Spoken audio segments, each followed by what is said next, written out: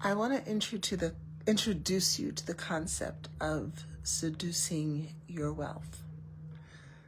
I want you to think about what the word seduction means to you, how it feels to you when you say it, what comes to mind when you start thinking about seducing or seduction, and how could that possibly connect to your wealth.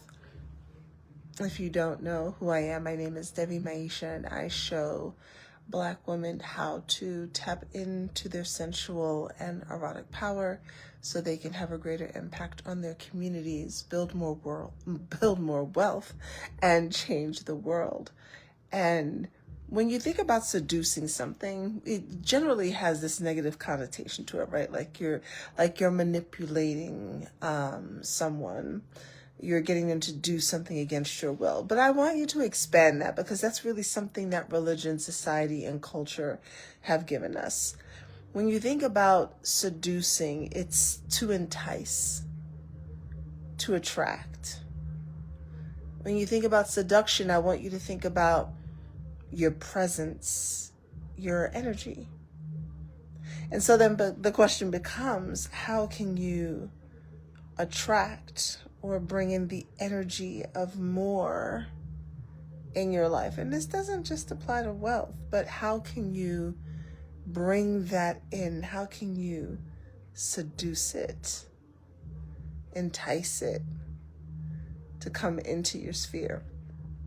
Now, when you think about it that way, the idea of hustling and grinding that so many of us have been taught, and putting in hour after hour after hour of work that's just not juicy, well, that might not entice abundance or wealth. It might produce some results, but it's dry and it dries up. It's not arousing. And this doesn't mean that you only do activities when they feel good to you. This doesn't mean you only do something if you're in a happy state of mind. That's something different. But I'm talking about your presence and your energy. I just want you to consider the concept of seducing wealth. And if this just feels like to you, I would love for you to examine that too.